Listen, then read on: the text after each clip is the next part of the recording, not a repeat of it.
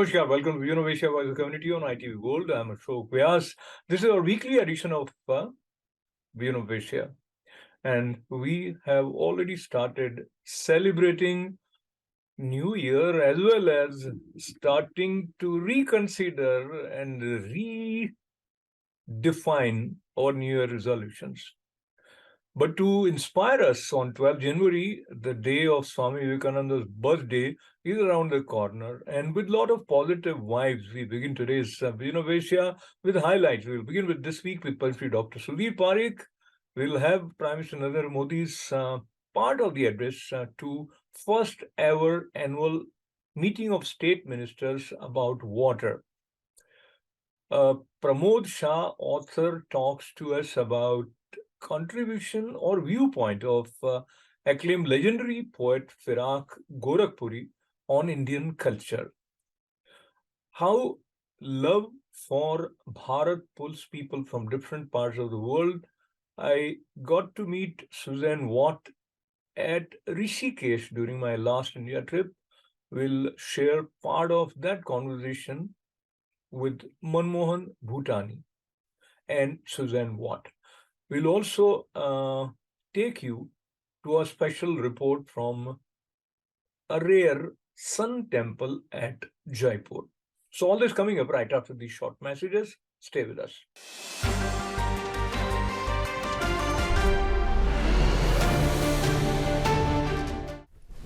Namaskar, welcome to This Week with Padma Shri Dr. Sudhir Parikh. And Dr. Happy New Year and welcome.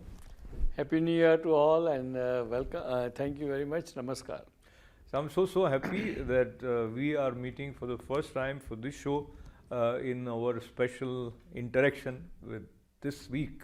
And as we begin this new year, there is a roller coaster of emotional happenings every time, and I would seek your impressions about the way one, of course, Prime Minister Narendra Modi lost his mother, but the way he took it and he continued his task of the day of inaugurating the train. And so talk to me about, and you have personally known him also. So, well, I think we all feel very, very sorry to hear the passing away of Hiraba at age 100.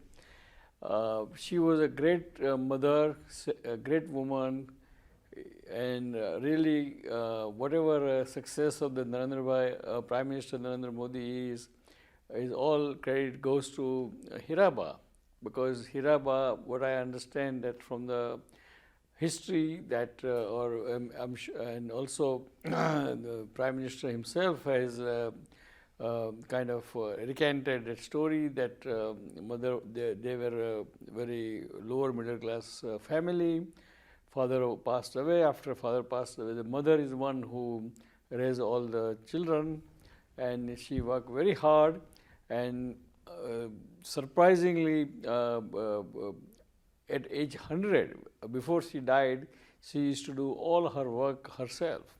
And that shows that she was blessed by God, and we all feel sorry. Our prayers are with Prime Minister Narendra Bhai Modi, as well as all his brothers and sisters and whole family. And we God bless Hiraba and rest in the peace, and we'll never forget such a great mother who has given a great son, and that is good luck for the India. And Prime Minister Narendra Modi is the best thing happened to India. So we all will miss her, and we share our sorrow and our heartfelt condolences with the Prime Minister Modi ji. Very well said, Dr. Saab, and I'm also reminded that in our tradition they say in blessings that Shatayu Bhava, that is live up to 100 years, and she realized those blessings. And also Prime Minister Narendra Modi is very close to the motherly energy So he observes Navratri, and when he went to Varanasi for the first time, he says, I didn't come, Mother Ganga has called me. Taking a cue from that towards the validation of the decision of monetization by Supreme Court has come as a New Year gift also in terms of the Prime Minister Modi's conviction. Talk to me about your impression, the way Supreme Court upheld this Well, I decision. think the Supreme Court real assignment was to figure it out whether demonetization was done, was legally done, in a sense that in legal sense it was done properly or not. And that's a simple question. And the answer to that is yes, it was done in, legally done in rules and regulations or constitution, and it's constitutionally supported by the whole decision, because so before he declared the demonetization, he over 6 months he had a correspondence with the Reserve Bank of India as well as his very high level economic advisors. So I think everything was done legally, and it was legal act. So I'll just recollect what Chidambaramji said, that this was just a unitary decision, and he didn't take RBI into confidence, and they wanted to project that he functioned in a way which is unconstitutional. So till the verdict was out, they were referring to that. But once the verdict came out, then they started talking about the after effects of demonetization, etc. There also people come up with different data that it has been good. It succeeded in achieving the aims for which it was initiated. What do you see overall demonetization? Well, I think overall it's very, very hard to, it's a big subject, it's a very complicated subject, and both sides has some validity to their argument. But who is right, who is wrong, it's a subject for some other day discussion. But today at least we know that whatever act of demonetization was legal, was constitutionally supported, and I think that's a big victory for Prime Minister Modi and his administration. Talking about India under Prime Minister Modi and India's global impact, first time Foreign Minister of India has visited certain countries that is considered to be a way also to project to Turkey and Pakistan about India's stand.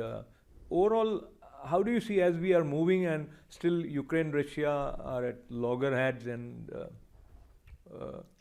well, I think we are moving. I mean, of course, we have. I mean, everyone has to keep moving according to their responsibility and assignment.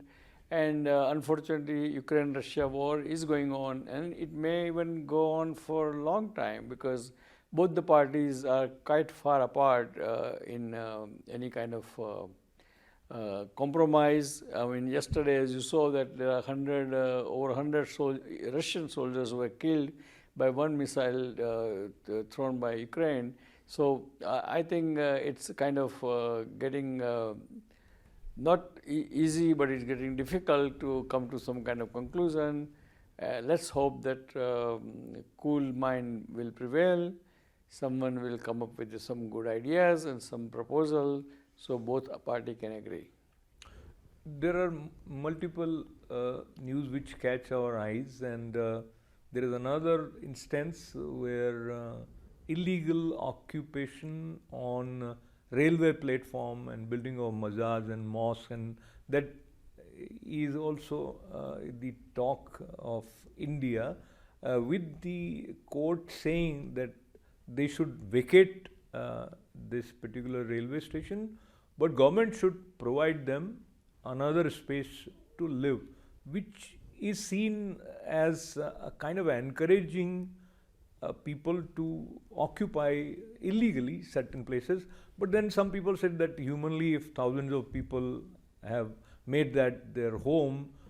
How do you see this particular issue? Well, I mean, it's again very sensitive and emotional issue, and because we are democracy, because we are democracy based on the constitution, and the constitution always says that everyone has right to live, right to eat, right to So that's why I think this argument goes on, and I think both sides are correct. But government has to come up. Doesn't matter which government is in the power, they have to come up with some kind of, just like government right now giving almost 80 crore people daily some kind of food subsidy, because that's government kind of responsibility to make sure that their citizens should not go hungry. And the same thing is government responsibility to make sure that all citizens should have shelter. I mean, as you can see here in New York City also, there are a lot of hotels is rented by City of New York to give the homeless shelter.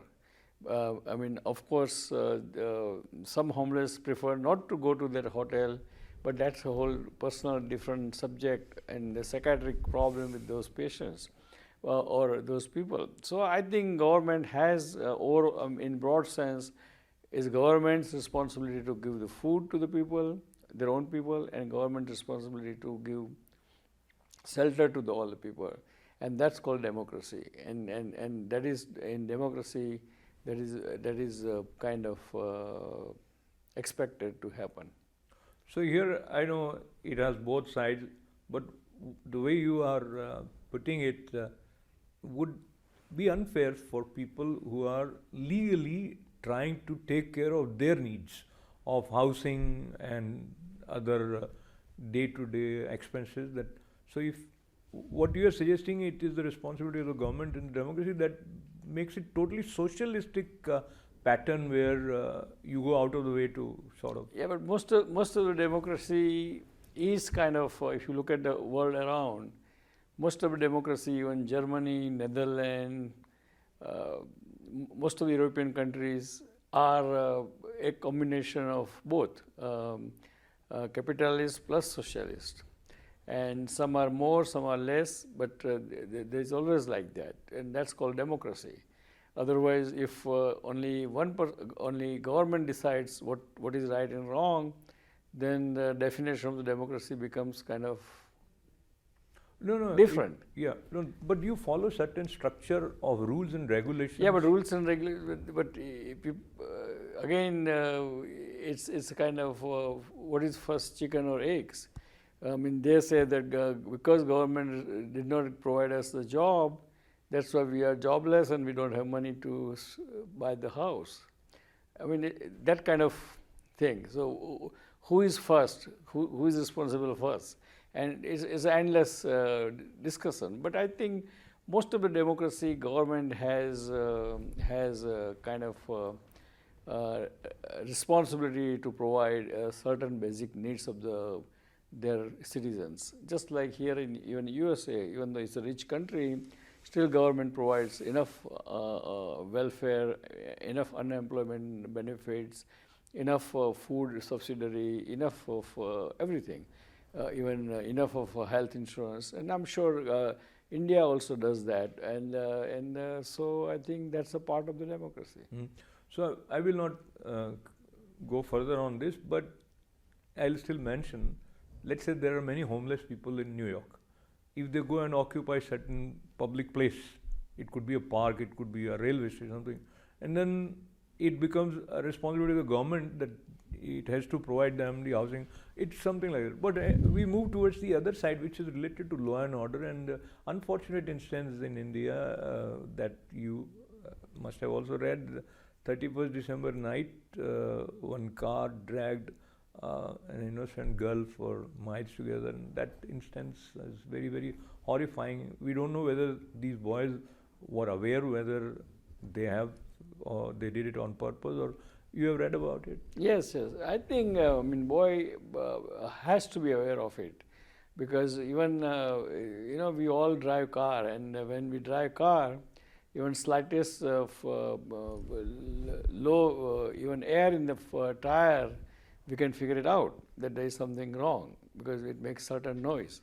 So, but again, unless those boys are completely drunk, has out of their senses, then they cannot see whether somebody is there. But I think they drag her for 3 kilometers, not More than 500 feet or 1,000 feet. It's 3 kilometers. That's long road, and I'm surprised that even police in Delhi, there's no checkpoint. I think everyone looks like everyone was celebrating the New Year, and that is a very sad thing, really, because in big city like Bombay, New York, Delhi, I think police has to be very vigilant, particularly in the New Year, as we have here in USA.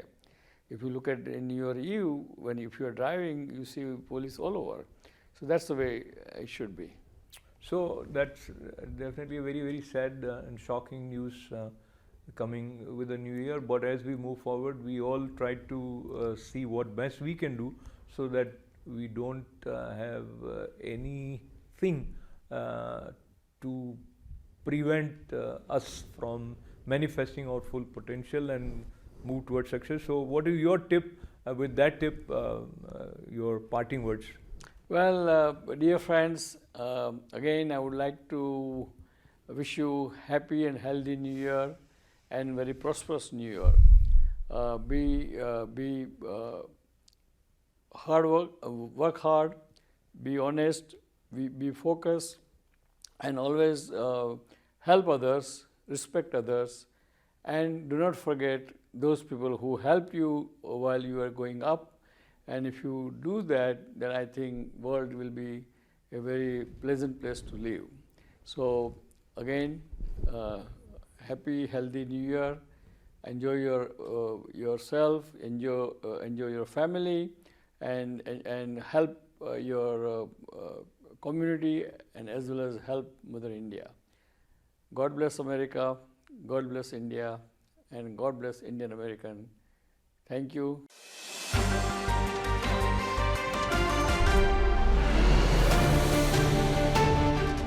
Prime Minister Narendra Modi is known for his vision. And what will be the situation of water when we reach 2047? He's looking at that and interacting with state ministers on this issue. First ever All India State Ministers Conference on Water was held recently, and here is a part of Prime Minister Narendra Modi's address.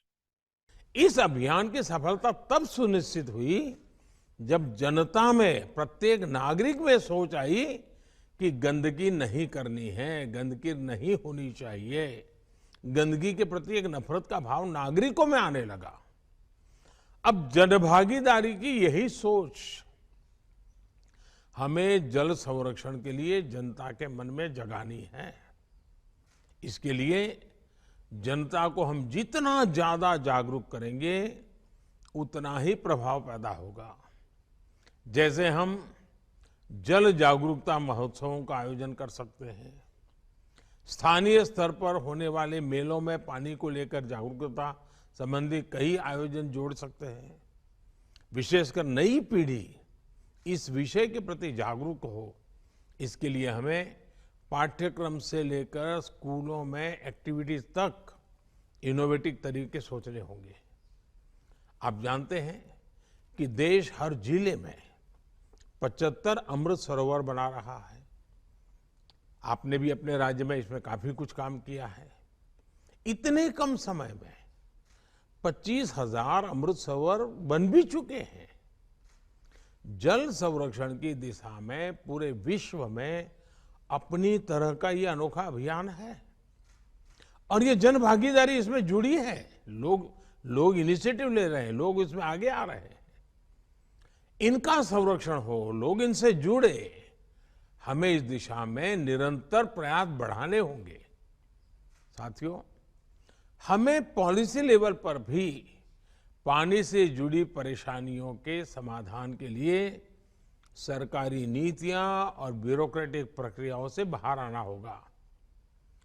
हमें problems को पहचानने और उसके solution को खोजने के लिए technology को, इंडस्ट्री को और खासकर स्टार्टअप्स को साथ जोड़ना होगा।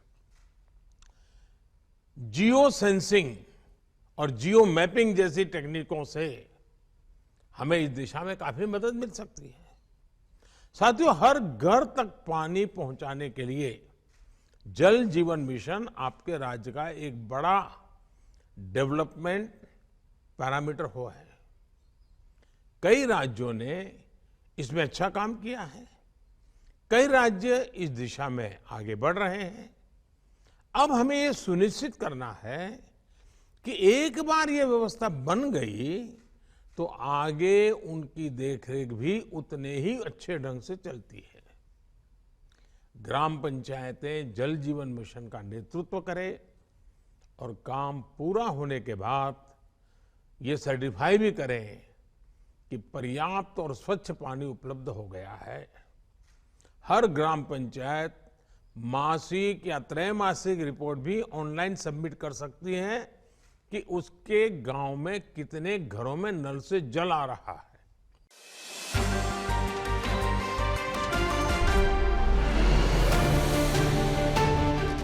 Firaq Gorakhpuri is known, of course, as an Urdu poet, but he was also active with politics.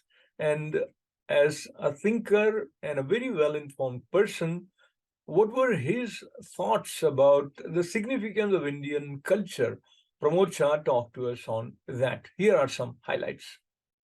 ये जो फ्रीडम फाइट का वक्त भारत के प्रति जो नजरिया था उनका, देश को आजाद करवाने का, वो तो था ही।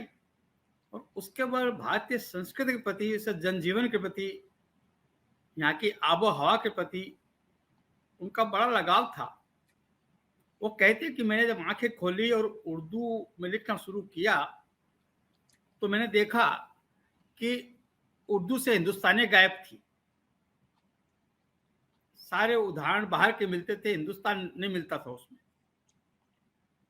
चाहे प्रेमी प्रेमिका किस्से हो, माइथोलॉजी हो, सब उर्दू में बाहर की आती थी। तो इन्होंने वो रंग बदला। हर लिया किसी ने, इन्होंने शुरू किया, हर लिया किसी ने सीता को, जिंदगी है कि राम का वनवास। क्या ये बात, पहले नहीं था। शिव का विषपान तो सुना होगा, मैं भी ये दोस्त पी गया आंसू। क्या बात, क्या बात। ये फिराक साहब के पहले नहीं था। तो इन्होंने रंग बदला। एक, उन्होंने कहा कि उर्दू जितनी करीब, उर्दू से के जितनी कोई संस्कृत उतनी फारसी नहीं है। ये ज्यादा फारसी शब्द दोगे तो उर्दू क्लिष्ट हो जाएगी। और हिंदी के जितने करीब फारसी उतनी संस्कृत नहीं है। उन्होंने कहा कि उर्दू में 30-35% शब्द यदि संस्कृत के दे दिए जाए और हिंदी में 20-25% शब्द फारसी दे दी जाए तो दोनों भाषा बड़ी सहज हो जाएगी। और ऐसा उन्होंने करके दिखाया।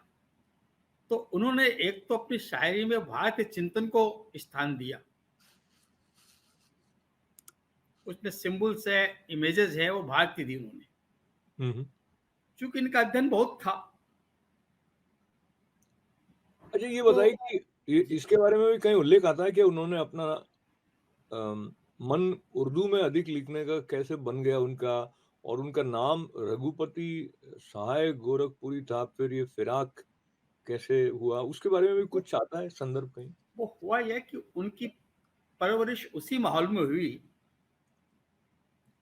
उनके पिता भी शायर थे उर्दू के, और उनको ऐसा लगा कि भाई उर्दू में लिखने का मैदान बड़ा है। ऐसा लगा उन्हें। अच्छा। और नाम तो रघुपति साहब को खास बात नहीं, नाम तो होता ही आदमी का जी। और फिराक कहते हैं विरह को उर्दू में। अच्छा अच्छा। तो ये उनका उपनाम है, पेन नेम कहते हैं अंग्रेजी में जिसे, और उर्दू में तखल्लुस कहते हैं ना जी। जैसा गालिब नाम, उनका गालिब नाम भी तखल्लुस था, गालिब उनका। तो उनका एक शेर आपके साथ मैं याद करता हूँ, उनका एक शेर बहुत पहले जो गजल बहुत मकबूल हुई, बहुत सुनी गई है कि बहुत पहले से उन कदमों की आहट जान लेते हैं, तुझे ए ज़िंदगी हम हम दूर से दूर से पहचान लेते पहचान लेते हैं। तो अगर ऐसा कहा जाए कि उनकी शायरी आपके अंदर एक ऐसा नया स्थान सुलभ करा देती है, जो शायद पहले आप नहीं देखते हो, तो वो महसूस करने की जो आपकी कैपेसिटी है, उनकी शायरी को पढ़ते हुए बढ़ जाती है, कहीं ऐसा लगता है। जी, बिल्कुल बताते एक उनकी शायरी में इश्क को नया मायना दिया गया, जी, जी। सौंदर्य बहुत नया था। और इनके पहले शायरी जो थी, लहरों से लिखे तो लहरा के पी गया, साकी एक नजर पे बल खा के पी गया, इस तरह की शायरी हुआ करती थी। जी, जी। इनकी शायरी आई तो आए थे हंसते खेलते मैं खाने में फिराक, वाह! जिंदगी रूपी में खाने में, जिंदगी रूपी में खाने में आए थे हंसते खेलते मैं खाने में फिराक, जब पी चुके शराब तो संजीदा हो गए। क्या बात है! क्या बात है! इस अच्छा तरह की शायरी शुरू की और इश्क को एक नया रंग दिया इन्होंने। अच्छा, वो अपने समय में ऐसे मुकाम तक पहुँच गए थे जहाँ लोग उनको यूँ देखते थे। जी, यानी प्रामाणिक रूप से अगर फ़िराक साहब कोई बात कह रहे हैं तो वो बहुत अ, सम्मान के साथ वो बहुत वज़नदार बात है, ऐसा बिल्कुल। उनके आस-पास ऐसा वातावरण बन गया था। उस बीच में भी कहीं उन्होंने स्वयं कहा है, ऐसा उनके बारे में कहा जाता है कि वो सौंदर्य के प्रति इतना उनका लगाव था, तो उन्होंने 1-2 बार ऐसे भी कहा कि अगर गांधी जी भी हैं और अगर अगली है तो मुझे पसंद नहीं है। लेकिन फिर उसको क्वालीफाई किया उन्होंने कि ये सिर्फ़ ऊपर के सौंदर्य की बात नहीं कर रहे हैं। तो अगेन वो बात महसूसने के जी, वहाँ पर चली जाती है। पर ये बात आप सही है। बताइए जी, जी। वो भीतर सौंदर्य की बात करते हैं, सौंदर्य कैसा भी हो, चाहे भीतर का हो, बाहर का हो, हुँ, वो कहते हैं हुँ। सौंदर्य सौंदर्य होता है। उनके जीवन की ऐसी कोई घटना जो आपको लगता है कुछ अलग-सी है, उनका परिचय देती है और ख़ास करके ये बड़ा रोचक बात है कि नेहरू जी के इतने समीप रहे और कुछ समय पर उन्होंने नेहरू जी के बारे में भी आलोचनात्मक कह दीजिए या कुछ क्रिटिकल टिप्पणियाँ की हैं बाद में। हो सकता है फिराक साहब जब कहते थे ना, तो ये भूल जाते थे मैं किसके बारे में कह रहा हूँ। हुँ, हुँ, वो सब्जेक्ट पे बोलते थे बाद में, जो उनको ठीक लगता था। हुँ, उनका व्यक्तिगत जीवन जो था बड़ा डिस्टर्ब था, फैमिली लाइफ बहुत डिस्टर्ब थी उनकी, जी। फिराक साहब की। वो एक अलग किस्सा है। तो वो किस्सा थोड़ा सुना दीजिए वो उनके जीवन अपनी की। वो कहते मेरा विवाह जो करवाया गया, वो हुँ, धोखे से करवा दिया गया हुँ, हुँ, और अपनी पत्नी से वो खुश नहीं थे हुँ, हुँ। और बल्कि 40-45 वर्षों तक पत्नी से साथ रहते हुए बातचीत बहुत कम थी उनकी। अच्छा, अच्छा, तो उनके लड़के ने आत्महत्या कर ली थी अच्छा। और एक लड़का था, दो तीन लड़कियां थी। वो पारिवारिक जीवन जो था ना उनका, हुँ, हुँ, वो सुख में नहीं था। हुँ, हुँ। आप फिराक के जो ख़ास आपके पसंदीदा शेर हैं, उनका हवाला लेते हुए उनके जीवन के बारे में और बात करते हैं। आप बताइए आपकी प्रिय ग़ज़ल शेर उनके कौन-से हैं? अच्छा फिराक साहब के तो क्या बताऊं आपको, वो है ना कि शाम गम कुछ उस निगाहे नाज की बातें करो, वाह! शाम गम कुछ उस निगाहे नाज की बातें करो, बेखुदी बढ़ती चली है राज की बातें करो। क्या बात है! क्या बात है! क्या ये बात गजल उनकी, या है! उनकी जी, वो गजल जी। कि एक शबे गम वो भी थी जिसमें जी भर आए तो अश्क बहाए, वाह! एक शबे गम ये है कि जिसमें ए दिल रो रो कर सो जाए। क्या बात है! क्या बात है! रात चली है जोगन होकर बाल संवारे लट छिटकाए। अपन ने देखी रात का, जी, जी। उन्होंने भाषा कितनी आसान कर दी है।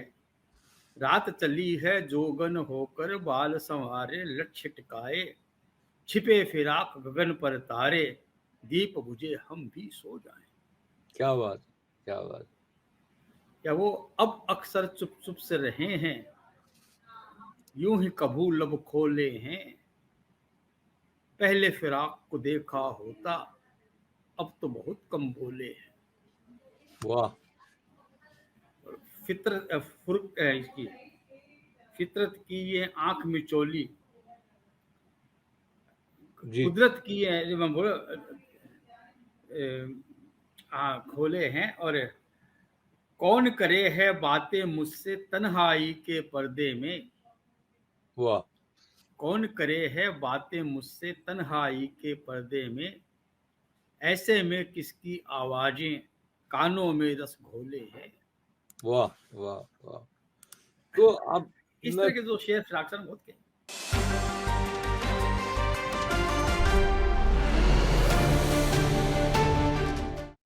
when we look at India, we learn that many people have traveled to India in search of truth.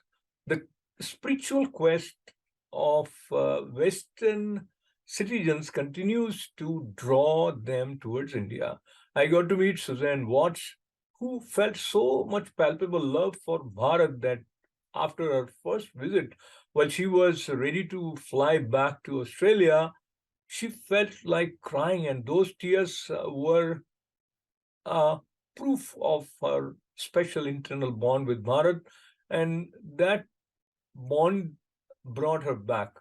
And here are some highlights from my conversation in the presence of my friend Manmohan Bhutani with Suzanne Watts. We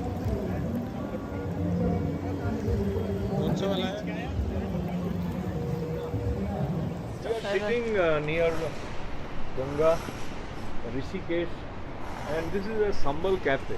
It's a very ethnic and yet trendy sort of a place, and I have the pleasure of your presence here. You have come all the way from Australia. What's your Yeah. name? Oh, I'm Susan. Susan what? Susan, talk to me. Sitting here, listening to Ganga, how is the feeling for you? It's very peaceful and it's happy as well. It's like, there's all this building along the river and the bathing ghats and the temples and just the view of the mountains and the river rushing by. It's a very peaceful, spiritual and happy place. It makes me feel happy. You came to India last time, and while leaving, you had tears in your eyes. What was it that moved you inside? It was really strange actually. So I had spent six weeks in India. This was in 2019. And so I was in Uttarakhand and then in Varanasi. And then I flew back to Delhi, and all the time I was staying in Indian houses, with people, homestays. And then I went to a hotel near the airport for my last hurrah before I said goodbye to India. And so when I went into the hotel, it was like, oh, not so happy with this. But then the next morning the taxi came to take me to the airport, and just all these tears came into my eyes, and I was crying because I was leaving India. And like I was saying, I've travelled in many countries, and I've never cried when I said goodbye to a country. I've cried when I said hello to Australia once or twice, but not on leaving. Yeah, it was very different. Is that the reason which made you come back, or there's something which you have bonding or something? Yeah, when I came to India in 2019, I said to myself, this is going to be the first of many trips to India, because I really it's such a huge country, and I really wanted to explore the different aspects. And so I always intended to come back, but then there was COVID. But so this is, as soon as COVID has reduced, here I am again, and again back at the Ganges. And I came here to go to Valley of Flowers, was part of my intention, but we weren't able to do that because my friend got COVID. So here I am spending time in Rishikesh and going to ashrams and doing yoga. You look very happy sitting here. Yeah. So the 3 weeks of yoga workshop that you attended last time, how was it in terms of your understanding of India and about yourself? I do a lot of yoga. I love yoga. And so this was a chance really to spend time where it was only yoga for 3 weeks. And so, to tell the truth, I think I got more from my spiritual journey into Uttarakhand than I got from the yoga classes. It was when I went to the temples and I did Ganga Aarti and just seeing how people lived, and I visited villages, so that actually taught me more about myself than the yoga did. Yeah, it was funny. But I do love my yoga, and there were talks and we were learning about spirituality, and I was very interested learning about Shiva, coming to this part of India, and also we learned quite a lot about Hanuman, but also just the yogic practices. When you mentioned about learning about Lord Shiva, and there is direct relationship of Ma Ganga with Lord Shiva. It descended from his locks. You must have heard that, right? I do. I know that. Yeah. So very, very special place. I think I'm happy to hear that when you have a 3 weeks of structured yoga class, that is not resonating with your true self. While you are here in Uttarakhand visiting temples, ashrams, being near Ganga, it is more of revelation of who you are. What has been your understanding from that point of view about yourself? I was really struck with the closeness with the river. So to me, like how there's the morning and the evening rituals along the Ganges, I thought that was really special, like the connection with nature and the closeness with God, that God is so like nature is part of God, God is nature, it's all together. And I think for me, how I said that we did a Ganga Aarti, or right down, just a few people, maybe 5 people doing the ceremony by the river, to me that was maybe the most special thing that we did. And for me, to feel the power and the immediacy of nature was wonderful. I felt very connected. I will not say that you're not young, but I'll say that you have seen a lot of world. So your experiences in Australia all these years, a different sort of exposure, a different lifestyle, and what you see here in India, there is a different sense of inquisitiveness or quest in you right now, which wasn't there, I think, earlier. I think I've always had it, but Australia, well, the people that I share my life with in Australia, it's not a very religious country, or my circles in Australia are not very religious, but for myself there's a quest. And so coming to India and being in a place where everyone speaks about it and it's a really important part of life is very revealing to me. Yeah, and that teaches me. So, very basic question which relates to everyone is, in your understanding of life at this point, what is the purpose of life? I don't know.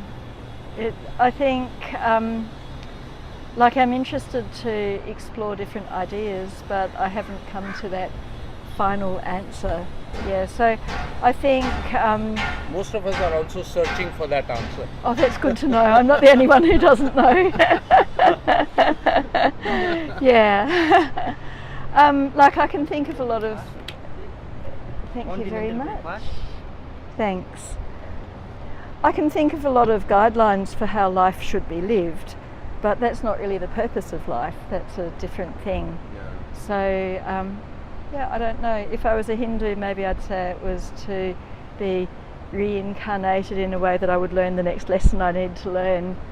But, I'm still exploring and trying to find things out. I want to thank you profusely and would request you to share your name again. Oh yes, Susan Watt. Thank you very much. Lots of good wishes. You're welcome. Thank you. Namaste.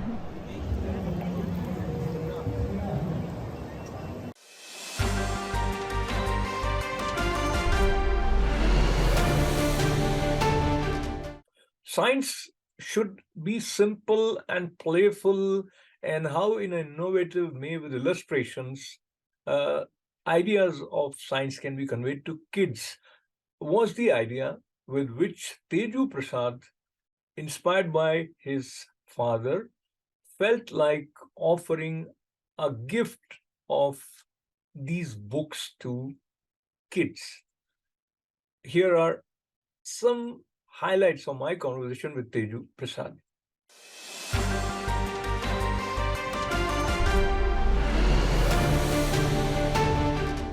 Do you know when Lord Ram was getting ready to kill Ravan, he also chanted Aditya Hriday Stotra.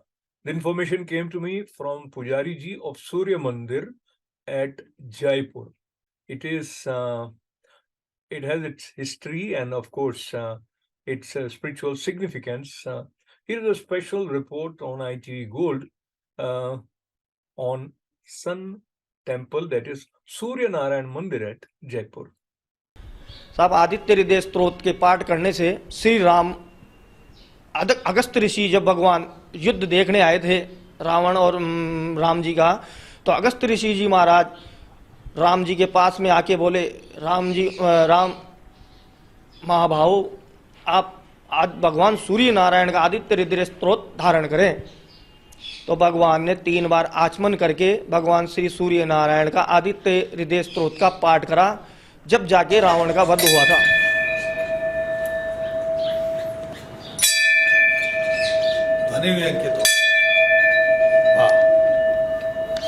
Jaipur की पूर्व दिशा में एक प्राचीन सूर्य नारायण भगवान का मंदिर है और जैसे ही उनके मंदिर के सम्मुख आपसे इस मंदिर का परिचय करवाने के लिए संबोधन प्रारंभ हुआ है तो सूर्य भगवान खिल आए हैं।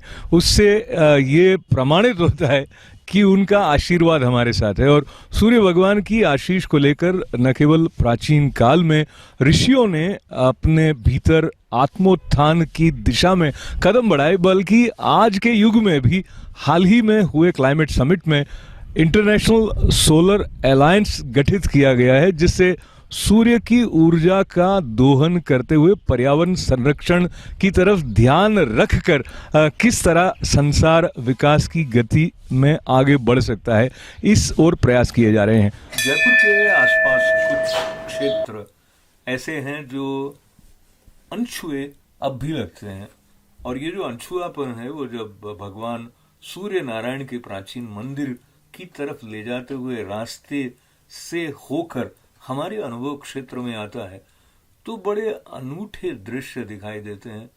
एक तरफ विदेशी पर्यटक भी दिख जाते हैं तो दूर दूर तक शांत अपने आप में रमा हुआ गुलाबी नगर दिखाई देता है।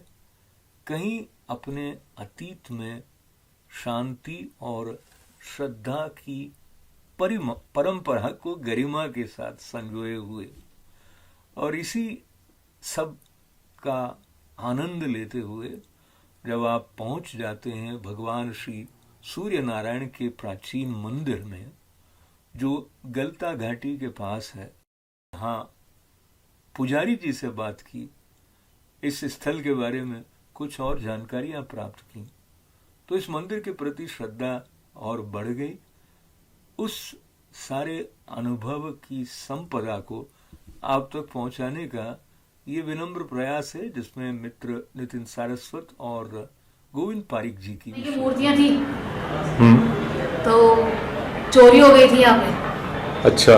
उसके बाद मतलब चोरी हो गई थी, मूर्तियां ले गए थे, यहाँ के पुजारी जी को मार के चले गए थे। अच्छा, कब की बात है? ये है 40-45 साल पहले उस समय की बात है। तो ये फिर नहीं स्थापित हुई? फिर उसके बाद में अष्ट धातु की आई। अच्छा। वो भी चोरी हो गई थी। अच्छा। उसके बाद के अंदर फिर ये वाली मूर्तियां जो मार्बल की है फिर इनको स्थापित किया गया था यहाँ पे। सुंदर है स्वरूप बहुत। यहाँ इधर हमारे पीछे पानी का टांका है। अच्छा। जिसमें बरसात का पानी इकट्ठा होता है तो वो साल भर चलता है, वही पानी पीने में पूजा के अंदर सब में काम में लिया जाता है उसे। अच्छा अच्छा। और ये जो विग्रह है ये सूर्य की पहली किरण इन्हीं पे गिरती है। अरे वाह। भगवान सूर्य नारायण के मंदिर में यहाँ के पुजारी जी के साथ बातचीत का ये बहुत ही पावन अवसर है। अच्छा, आप अपना शुभ नाम बताएं और ये पैतृक ढंग से है कि आपके पिताजी भी यहाँ सेवा करते रहे थे, कितनी पीढ़ियाँ यहाँ पर सेवा करती रही? साहब मेरा नाम पंडित संतोष शर्मा और मेरे बुजुर्ग 4 पीढ़ी से यहाँ पूजा करते आ रहे हैं और 5वीं पीढ़ी हूँ मैं साहब यहाँ पे। इस मंदिर के इतिहास के बारे में कुछ बताएं। ये सवाई जय सिंह जी का बनाया हुआ मंदिर है और इस मंदिर की ये है कि यहाँ सबसे पहले जो 90 डिग्री कोण की जो पहली किरण आती है जो भगवान सूर्य नारायण पे आती है और 90 डिग्री कोण के हिसाब से अस्त होते हैं यहाँ पे। क्या महिमा विशेष रूप से भगवान सूर्य नारायण की आपने स्वयं अनुभव की है या अपने पिता से सुना है?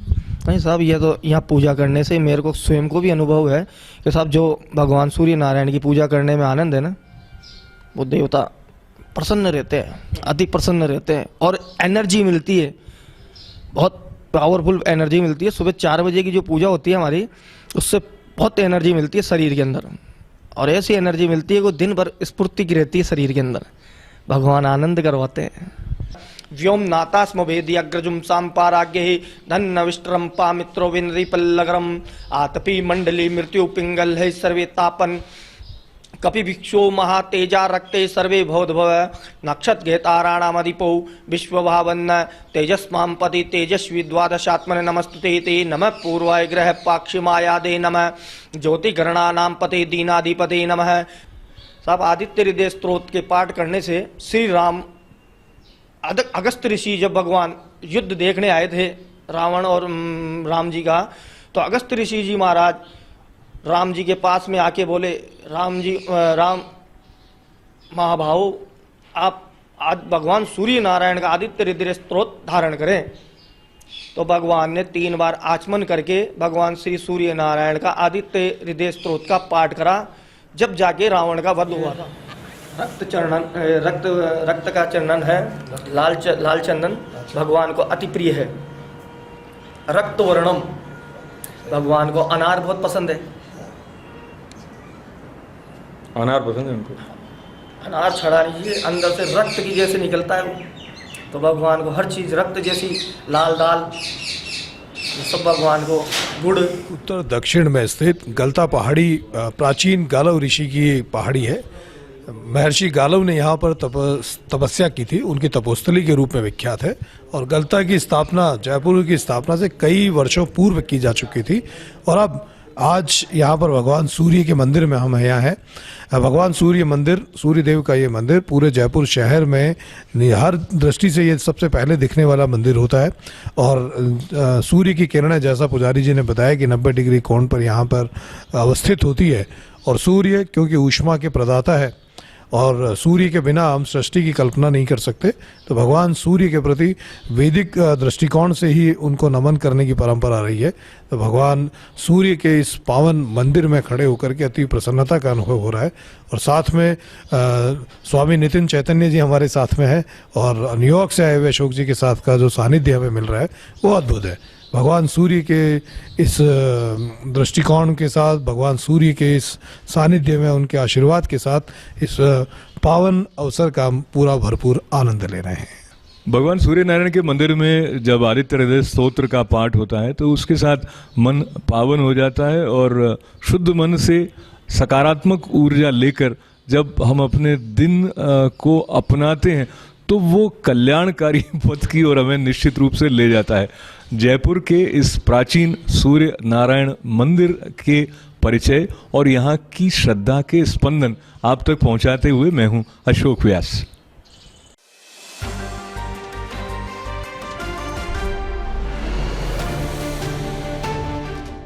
And now time to say goodbye from today's Vision of Asia Voice, the community, but time also to remind you to be your friends on our Facebook page, subscribe to ITV Gold's YouTube channel and keep writing events at itvgold.com. Stay safe, stay well. This is Ashok Vyas. Namaste.